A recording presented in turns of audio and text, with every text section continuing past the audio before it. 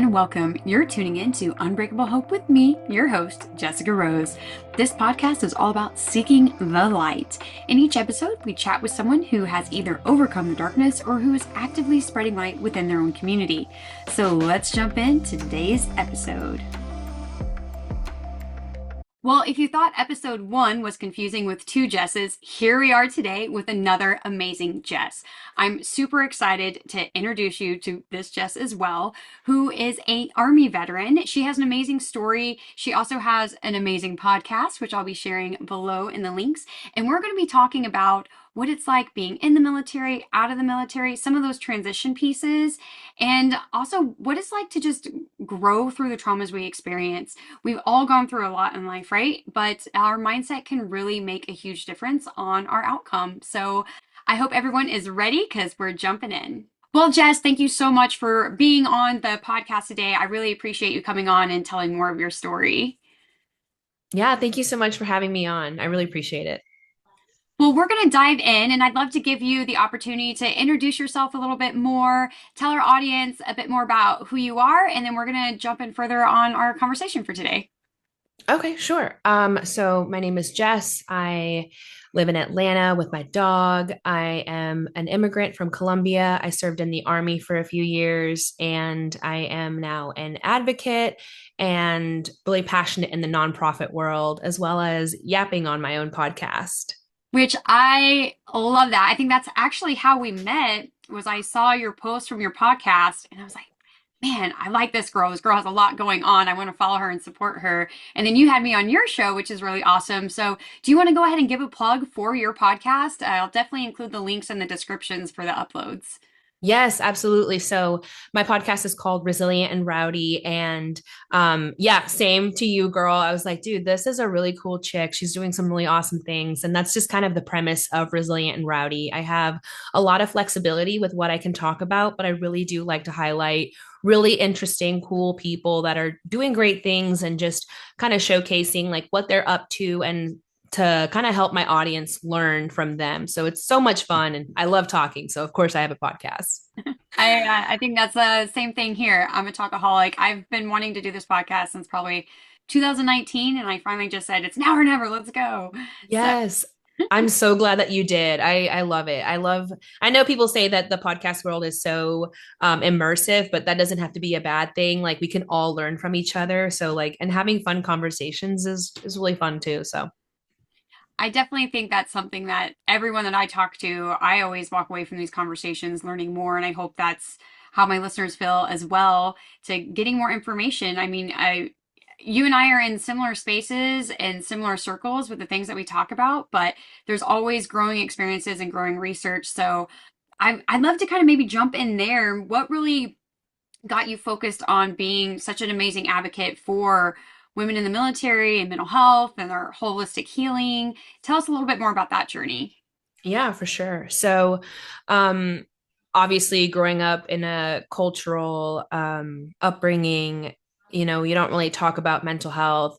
I had experienced some abuse as a child and it just kind of went brushed away. And I felt like I wasn't really set up for success.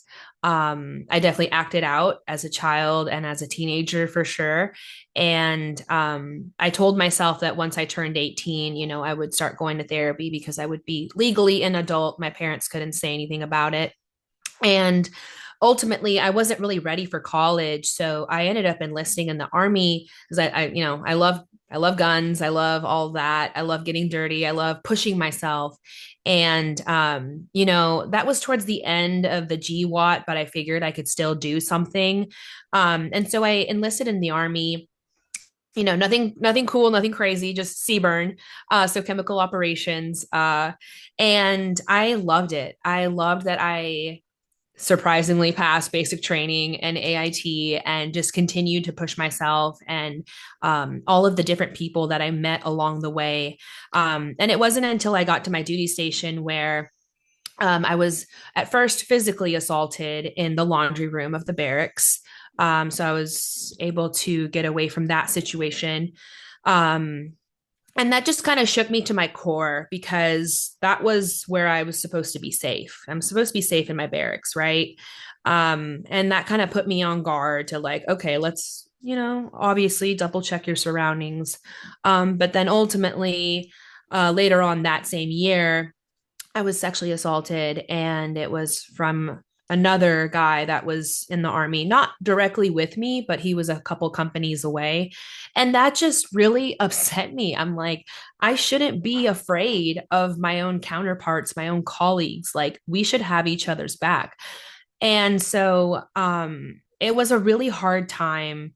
Um, I didn't cope in the right ways. And obviously, I'm like 19, I'm messy and toxic and all of that. And I got to a point where I was like, I can't keep running from these thoughts and these feelings. And so I told my platoon sergeant what happened. And I told him, I was like, you've already seen it. I don't need to tell you. Like, you've seen how I've been different, but I want to get help. And where our company was located, there was literally a behavioral health clinic right next to us. So you could literally just walk to the clinic. And I was like, I know what people are going to say when they see me walking into this building, but I do not care because I'm not 100%. I'm not my best, and it's showing, and I hate it, and I can't let y'all down. So that was like the biggest step with finally going to therapy. And unfortunately, that push was being assaulted a few times for me to get there. So, I'm glad that I went. Sucks the circumstances, but it was the best thing that I could have done. So, I think ultimately I felt like I couldn't continue to serve because just at the time mental health just wasn't really talked about. There was still a huge stigma and stereotype and just all these negative connotations with women and people that came forward about being assaulted. And so I was like, you know what, like, I'm married at the time, love him, he's great, I think we're going to have a family, like, let me just get out of the army and go to school and just figure things out and start my family. And that didn't happen either. Things happen, but I was like, I can make something good of this. So obviously I'm a yapper, and I also hate how unfortunately those things really do change you. And I hated going back to see my family, going back to see my friends, and they know that I'm different. They feel that I'm different, and I'm just like, I'm doing what I can. And I know that I can't be alone in this, right? So I just started talking about it in therapy when I got to the VA. I started talking to more women, more survivors about it. I joined support groups. I started reading books. Just, I saw how it affected my life, and I just wasn't going to let that define me. So I really made that commitment to getting help, getting treatment, and being a better person, being a better woman. Um, and so I got to enter the space of the nonprofit world, the advocacy world, the podcast world. And that was my way of saying, like, hey, there is this huge problem. Like, women should be able to honorably serve their country, or even, be a firefighter, be a policewoman, and not be afraid of their own colleagues. Like, why is that a thing? It shouldn't.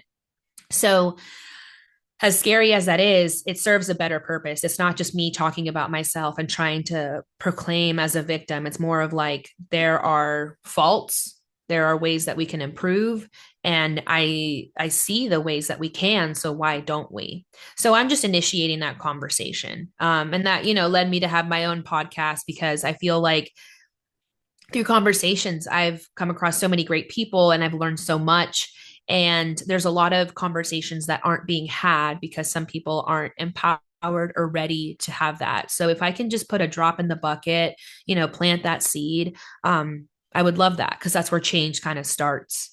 So yeah, that's a little bit about me, and how I got to where I am now. And I think you do it so powerfully. I love what you said is that it's not from a place of like, oh, I was a victim. It's we have system failures. I see where there's gaps in failure, and I want to start the conversation because there's ways to change this. I see ways to change this. How can we work together to change these things?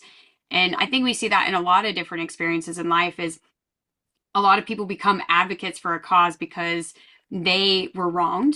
They saw some unjust happened and they want to change that injustice and be able to make those changes. So I'm really glad that you do that. It's something that I don't talk about often, my experiences, but I know when I was active duty, I ended up going to a women's support group, and there were people who'd been in the group multiple cycles and were finally getting to a point where they could share their story. And as some of these women were sharing their stories, it set me back because I thought, ooh, like I was trauma comparing, and I was like, oh, mine's not as bad as Yeah. theirs. And at that Yeah. time I didn't realize, and I didn't have that growth, and I was early 20s. So like you were saying, hey, I was 19 years old. Like, come on. I was early 20s, so I didn't have that. I didn't have a great support system, and I was just thinking, wow, what happened to me isn't as bad as what happened to these other women. And I'm sitting in this room and I felt less compelled to share what happened to me and thought, well, theirs is worse. Like, I'll give them more space or I'll give them more time. And ultimately, I stopped going to the group. There were some other complications where I was also getting medically discharged at the time and I was on med hold. And the doc was super cool. She's like, keep coming. Even if you're off of active duty, keep coming. I want you to be able to get something out of this. But I think of that as I think of how much you said, hey, people are going to talk. I'm going to go to the behavioral health clinic and people are going to talk. And that's what happened with me with my physical injuries and the amount of things that people said. But when I was going through a lot of my physical stuff, I had a really great support system in uniform. So I'd love to talk a little bit more about what was your experience in this like sisterhood, brotherhood world? Because for me, when I had physical stuff going on, I was very, very, very supportive. I was the only female in my section. All of my guys like really took care of me. And then once we were rotating through, because that's how my MOS works, we rotate through. Then all of a sudden, I got the support I needed on the medical side in the Navy, but then the Marine Corps, I didn't have any support and I wasn't protected. And that's where all my harassment kicked in. And I feel like, as my experience in the Marine Corps with women being so small, we were more likely to have to compete against each other to prove ourselves or prove our worth, shall we say. Like, I'm going to lift the same weights as the guys because that's how I'm going to get respect. And that's how Yeah. I'm going to be treated that way. That it almost created this, we're against each other and not working with each other. So, anyway, I've rambled a bit about that. I'd love to hear, do you have any certain experiences where you really had that brotherhood, that sisterhood support, or maybe some barriers to one of those? Yeah, absolutely. I think that's important to touch on because, I joined the army right after high school and I was really looking forward to just no longer being in, that kind of like just toxic environment of like he said, she said, everybody's in your business. Monday morning, everybody's talking about what happened over the weekend and stuff like that. And I found myself still being in that same environment in the army, and it was just really disappointing. So I was like, okay, maybe I'm just surrounding myself with the wrong people. But I will say that um definitely along the way, even basic training, I have lifelong friends, like it's funny how you bond over those things, and how you can also just grow with each other, whether they're still in the service or they get out, just we support each other. So I definitely have gal pals and guy friends that are just lifelong solid homies, and I love that. Like the loyalty is there, and that's what I really appreciate because I know that I can give that in return. And that's sometimes my fault is I expect the same loyalty, but Mm. that's neither here nor there. But I was disappointed when I did come across a lot of the cattiness when I got to my unit, like basic training, AIT drama. I'm not going to see you again. Maybe, maybe not. I know I didn't do anything wrong. I'm rooting for you. You're just being rude. I don't need that energy. But when I got to my unit, it was still somewhat like that. And I just learned, like, okay, who is a safe person, whether woman or man, that I can come to, like a leader, like that won't. I know I'm 18, I'm annoying. Like, I'm sorry. That's just what I am.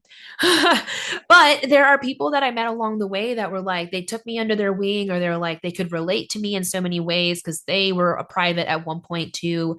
And I really admired that. And that's always someone that I strive to be. I am very outgoing. I can talk to anybody. I want to be approachable, and we can't help each other in this struggle of being in the military if we're not at least helpful with one another. We don't have to like each other, but at least like some civility would be nice. And so, yeah,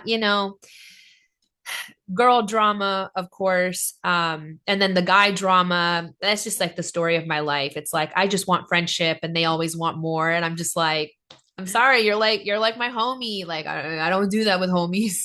So that was disappointing, but that's like everywhere I go. Um, and I really did appreciate the guys that did make an extra effort to make me feel safe, to make me feel comfortable. Whether they were my age or older, we can sit here and talk about some of the downsides of the military and things that I've experienced, but I will obviously always give credit to the team leaders, the platoon sergeants, the just people along the way that helped me when they didn't have no reason to, or went out of their way to make me feel more comfortable, especially when you're like doing training exercises and away from home and stuff like that. Just it felt really nice to feel safe. So, a little bit of good, a little bit of bad. And I love that, sometimes on Facebook, I still like catch up with them or, see their kids growing up. So you really do make some very special friendships in the military for sure. I 100% agree with that. Somebody was actually asking me earlier today about, um, she said, it's so funny, and I know she's going to listen, so I'm not calling you out. But I love this conversation. She said, is it okay not to support all veterans? And I kind of laughed, and I was like, we're just like every group, right? We have our dirt bags too. So, Yeah. okay, now what's the context, right? And we had a really good conversation about it because I think that that's a good point is that, sure, I could sit and I could talk about every negative experience I had in the military, but I could do that about every negative experience I've had with any organization, any Yeah. entity, any job. But if I look for the light and I remember like there were really good stuff. You brought up leadership. I had two gunnies at one very pivotal time in my Marine Corps career that I contribute to really, really supporting me. And in short, I had a freak accident. It was a random tear of my plica, which took 2.5 years to get diagnosed. It had done additional damage in my knee, and it was just chaos. But it was like anytime I went to medical, oh, here's light duty, here's light duty, like. And it's like, okay, well, is anyone? There's something wrong. Like something is going on, and it's not feeling right. And I got pushed off. And then there was, of course, the oh, you're just getting on light duty because there were some other women in my unit who capitalized on things like that. But my gunny really knew. He said, no, like something is wrong, but I don't know this. So what he Mhm. did as a leader is he went and my other gunny, who was again a pivotal player in this, and he said, hey, I got this Marine. She's got this problem. Medical's not helping. I know you know the medical system really well. Will you please help her? So he wasn't even in my direct line, my direct chain of command, but he came into play and I'll never forget him. He's like 6'4", 6'5", this massive dude that we went into medical and he literally stormed in and like kicked a door open and was like, we're here to talk. I was like, okay, this is great. So it was awesome to have a leader that said, hey, there's a problem and this is outside my realm and my person needs help. And I see that they need help. So let me get somebody else. And then having another leader in the Marine Corps that says, hey, it's not like she's my responsibility, right? It's like it's another Marine that needs help. Let's help. And that's part of the Marine Corps that I love that brotherhood or sisterhood, however you want to call it, that cohesive unit where a lot of the times Mhm. you meet other people. And I'm sure you experience this too as being a veteran. You're like, oh, I'm in the army. Oh, I'm in the army. And it's like an instant connection. But Mhm. at the same time, yeah, there's bad experiences, and not all people, just because you were in the military, means you're a good person, just like any Yeah. other group or any other entity. Right. Like, like current pop culture, we're all seeing how toxic Zach Bryan is right now.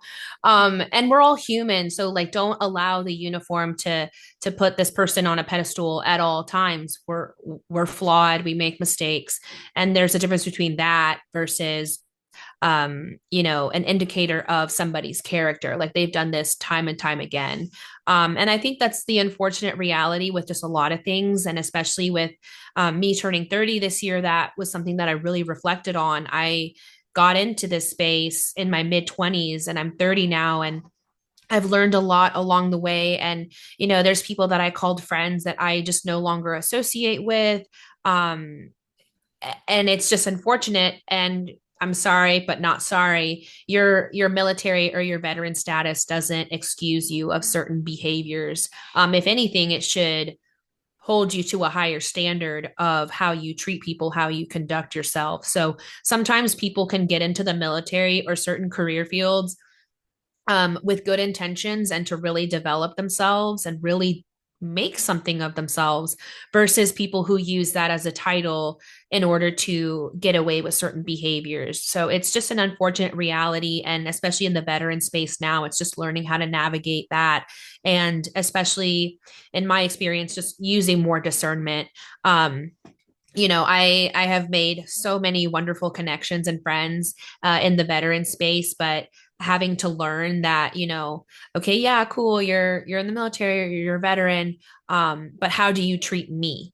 How do you treat me versus how do you portray yourself on social media? So that's just an experience that we all learn in some way, shape, or form. But it is very disappointing when you are let down by a fellow, especially like in the women's circle. Like it is a small world.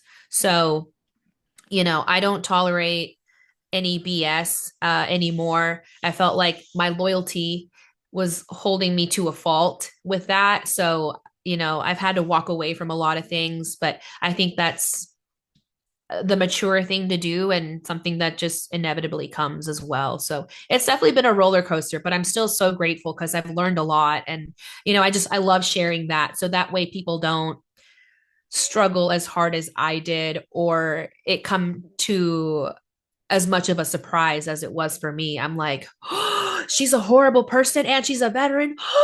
Like it is what it is. You live and you learn.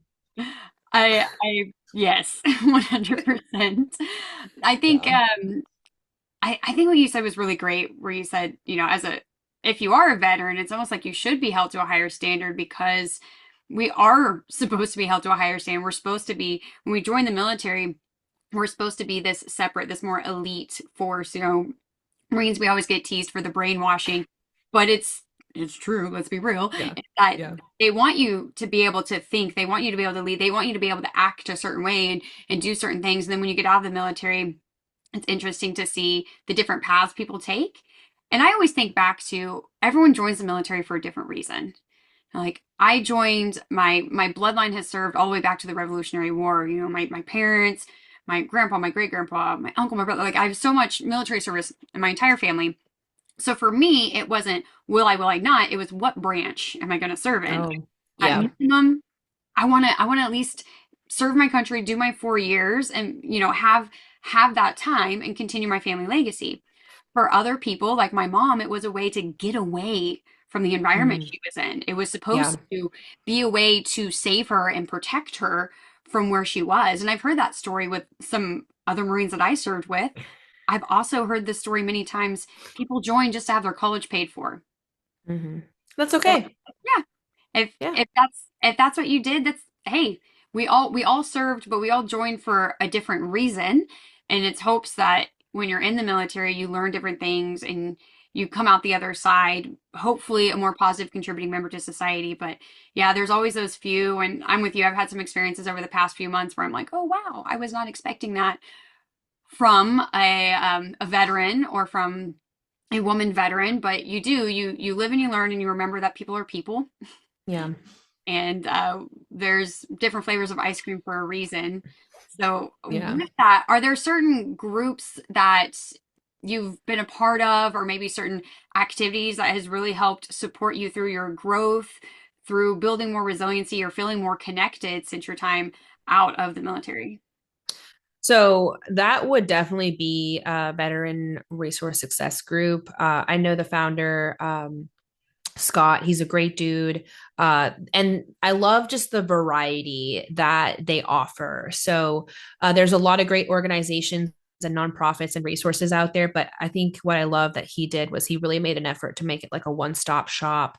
And he's got some great people on his team that can help you from, finding a job to working on your resume to, if you're in need of baby food and diapers and stuff. So just really showing up where everybody else, like, you kind of fall through the cracks. And I feel like knowing that there are good people out there really reminded me to keep going. So, it's easy to let those things like discourage you, or, showing up to a nonprofit and them telling you like, oh, well, you didn't meet this criteria, especially as a woman veteran, like, what am I supposed to do? I can't help it that I'm not special forces. What? So, it's just one of those things where like I had such difficulty reaching out for help because I was, embarrassed or ashamed or scared, even just being told, oh, sorry, no, we don't serve Army veterans. We're a Coast Guard foundation or something like that, just little things that would just redirect you. And so Scott's organization just really helped me find my way, whether that was like personally or professionally. Even just sitting down and talking to these people, they really just met me where I was at and reminded me that, the transition journey is very difficult, but you will find your people, you'll find your niche or niches, and that the world is your oyster. And that's what they don't tell you when you're active duty, because they want you to stay in. We're having such a retention problem, because so many veterans are getting out now and showing people that you can do anything that you want, and there's resources out there. And there's also been kind of a dynamic shift with these resources. So kind of like speaking on Veteran Success Resource Group, is that they got you covered, whatever you need, or they'll connect you to somebody. So that willingness, that helpfulness. So, you don't want to see the people that you served with homeless or on the street or struggling. So they really just show up for you. And so I wasn't sure which path to take at one point. I was in college. I wasn't sure if I wanted to do a federal job, or, work for one of the three-letter agencies, or did I want to do something with psychology or something like that. So even just me being unsure of what I wanted to do, I had somebody to sit down with me and kind of reevaluate my goals, see where I could, personally and professionally work on myself. And so it's really nice to see really good organizations step up, while, the latter, they just kind of fade away or take a step back, or, they're just no longer a thing. And I think that's another indicator of like bringing good leadership into the veteran space, is calling things out that aren't right, calling out people that aren't doing good, and really harboring a better environment, because we dealt with enough toxicity while we were active duty or even National Guard, um, so that way the veteran space is more welcoming and more helpful than it is toxic and dramatic or scary or intimidating. You can go to these people if you need help, and they'll connect you, and it's a private thing, that it's not gossip or anything like that. That's a really great point. I know Scott too, and I love the work that he's been doing, and it's amazing to have resources that actually work for your betterment. Mm-hmm. Because I've ran into resources. This is something I talk about all the time, especially locally. It's one of my biggest like pet peeves is, our systems fail people all the time. And a lot of times people think within like their bubble, their box. It's like, I am a resource for this. This is what I provide. This is it. So if someone comes to you and it's like, well, I need this and that. And they're like, well, we only do this. Okay. Do you not know somebody who does the that part? Like, Yeah, yeah.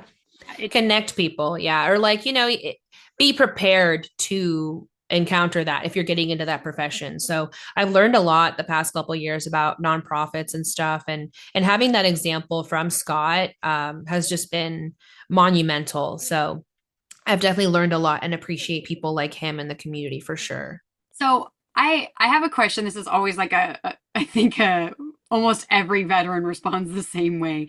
So in the military, we have some form of tamer taps, right? It's the week-long training to help prepare you for the civilian world.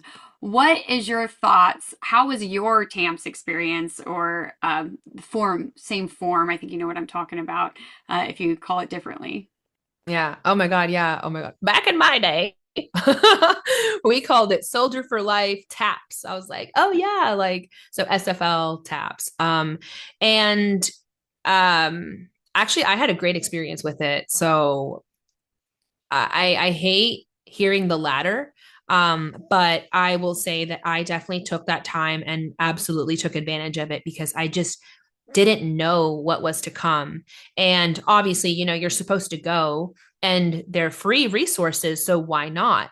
So again, whether I was going to go potentially get a federal job, get a contract job, applying to college, having a regular resume. I did it all because I just wasn't sure what was to come. And I just wanted to be prepared and have it done rather than be, SOL and like lost in the sauce and just like, oh, like running around. I already do that enough. So I was like, okay, they're giving you a week to do this. So I'm going to do it to my best, and full capacity. So I, I had a great experience. I'm so grateful. And it really did help with everything.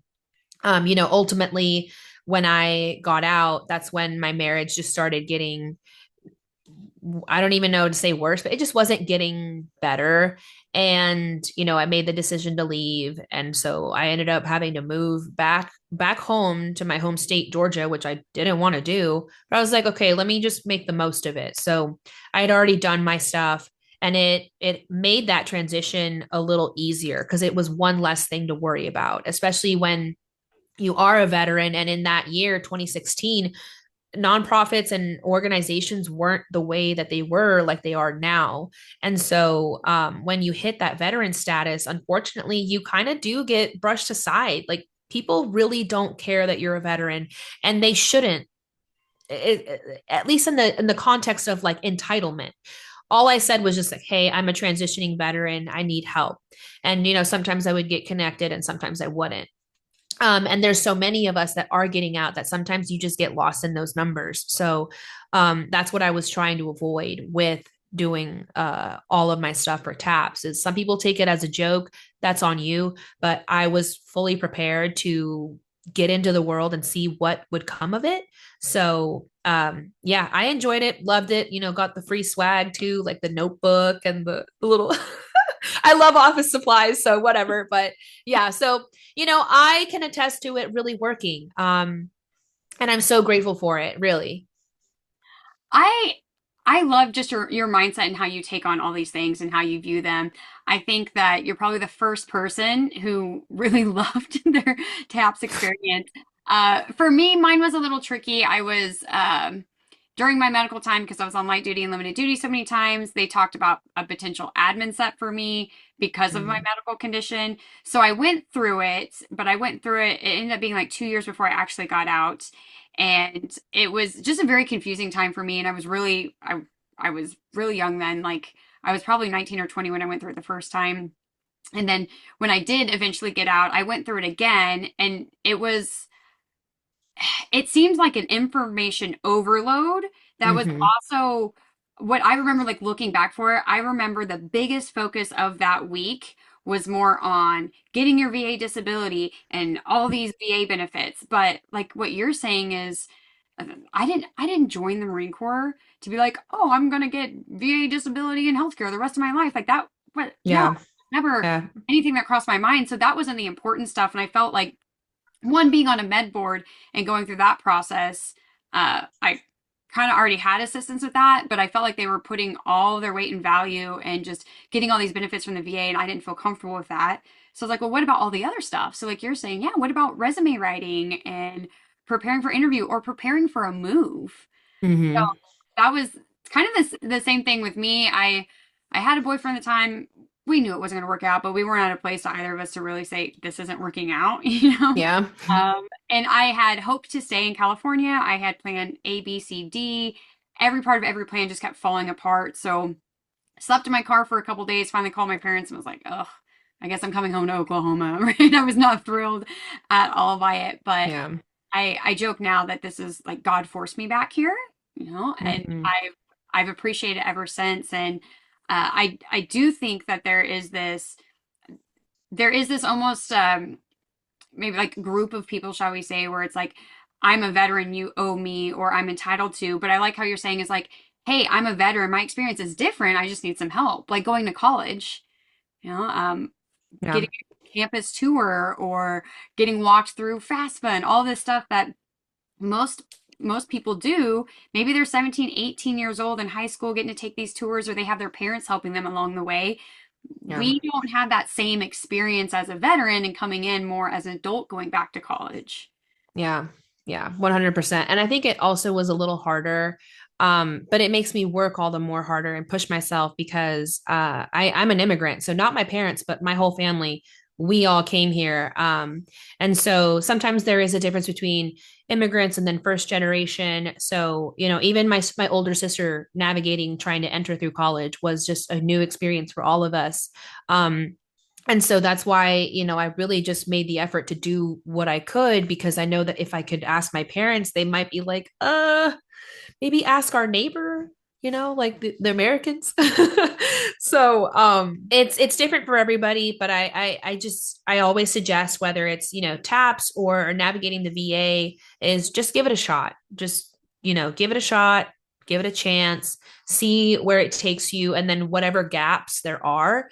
Again, today's climate of resources and nonprofits are so much better. So there are more people out there that are willing to help you. So don't listen to the people that are like, sitting in your shop and your platoon, like, oh no, bro, don't get out. Like misery loves company. Let's be for real.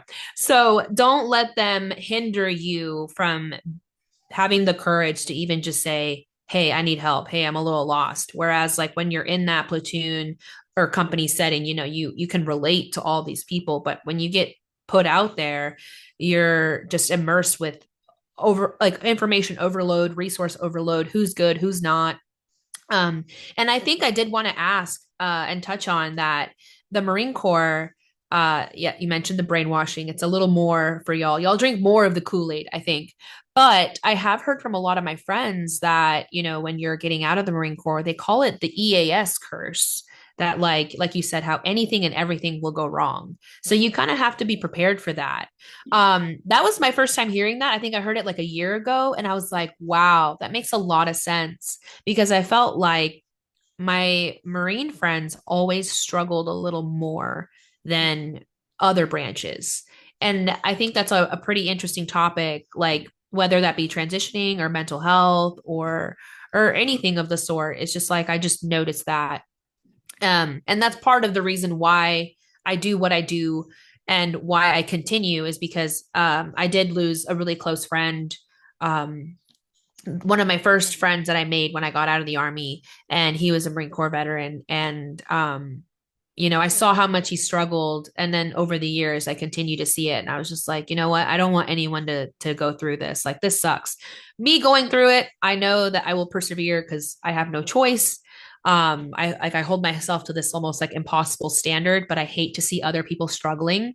It's like a savior complex. It's weird. But, you know, I think that's a really cool part about being in the veteran community is that you have people cheering you on that will remind you that you're capable and that you're strong. And yeah, things are going to get really hard, but you will always come out on the other side. And I know that sounds so cliche and tacky to say, but trust me when I say it, like as a survivor of like multiple traumas, um, I have been told by a few therapists that like people that have lived the life that I live, the quality of my life shouldn't be or isn't the way that it is for others.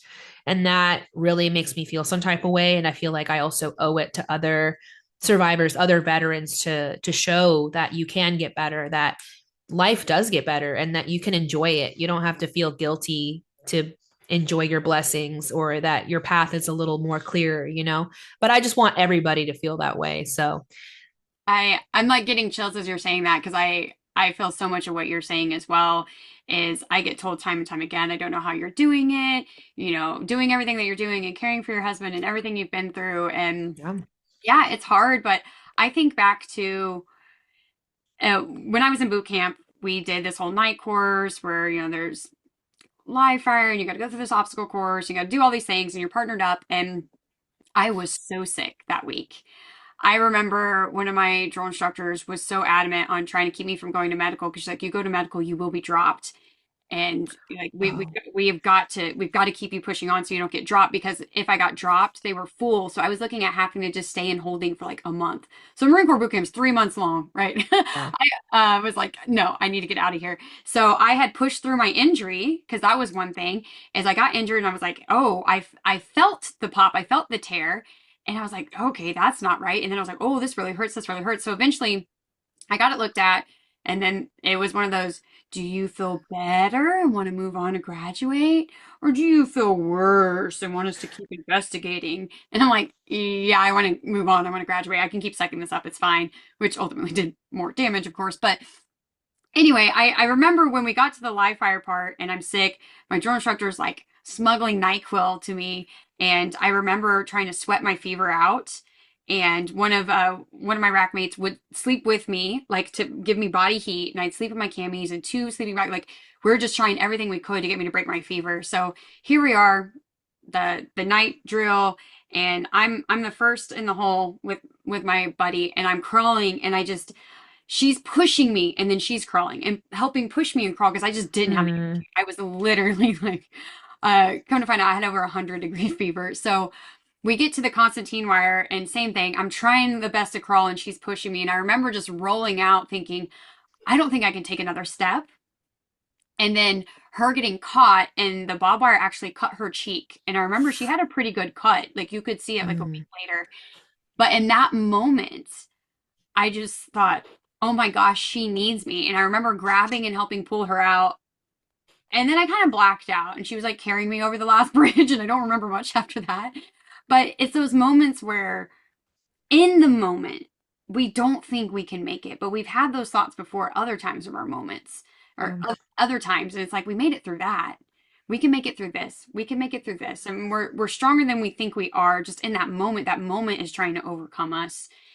I also think that's one of the things about Marine Corps brainwashing again is that they push and push and push, to be the best, to push through everything, which we do muscle hardening. We punch each other repeatedly in the stomach, to do that training. But in the end, there is this piece where, okay, well, if you get an injury, you're no longer of value. You no longer fit the mold that the Marine Corps is making. And I was told by a CO when I reported the harassment I was getting and the threats I was getting that maybe I just wasn't cut out for the Marine Corps.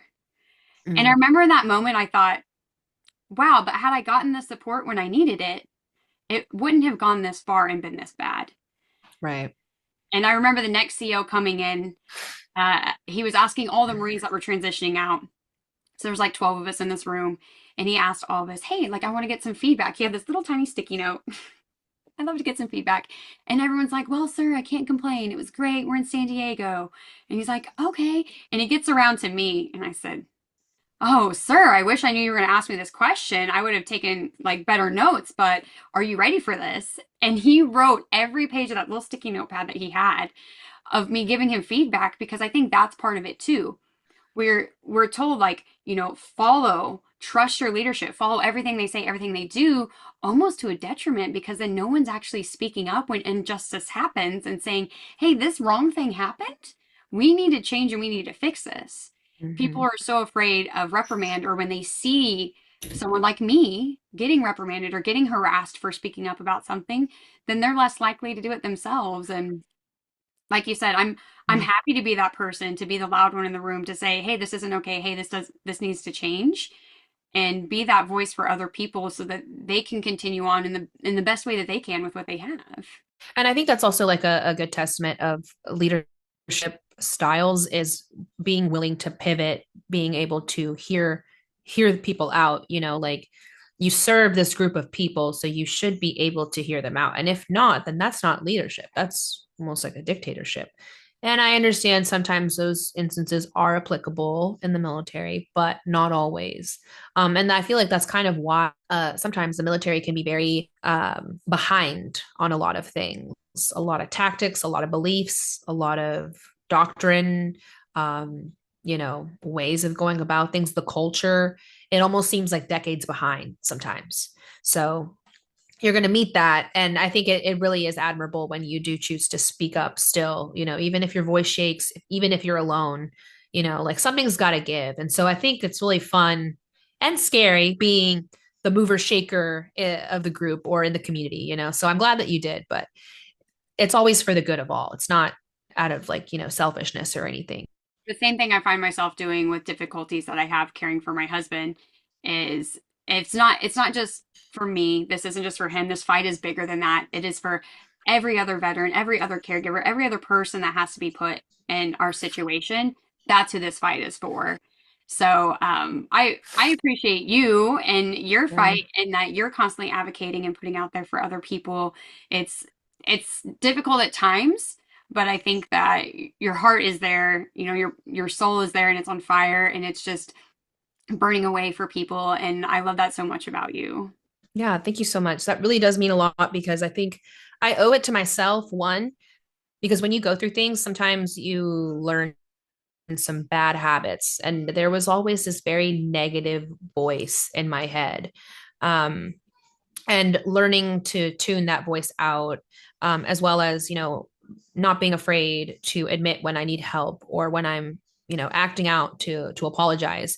So it takes a lot of self-awareness and self-reflection, on top of just holding yourself accountable. Like I genuinely just want to live a good life because I do deserve that despite everything that's happened. It does weigh heavy on me sometimes, but I don't see anybody else talking a lot about it, or they're not being taken seriously. And when it comes to us as a society, you want resilient people. You want, people that are implementing good change for the good of all. So, I see humans, I don't see a lot of humanity. And I think that's just like kind of my soul's purpose is, I don't want anyone to feel the way that I felt when I was a child. I don't want anyone to feel the way that I felt when I was, assaulted in the army. And now just being like a living testament of it and being honest. I hear and I see a lot of people. I don't hear or see a lot of honesty. And I think that there's people out there that, might come across you and I and give us their thanks of us doing our work, but I don't think we'll ever really truly know the impact that we're making and how delicate some people are. And when they're looking up to you, I think you owe it to yourself and you owe it to them to just be honest about your journey and to show people that you can go through these things, you can get into the military, you can transition out of the military, and you can thrive and you can live your best life and you don't have to feel guilty. But I made the choice of, turning around and seeing who I can help behind me. And I think that's just what I want to see more of. It doesn't have to be this competition.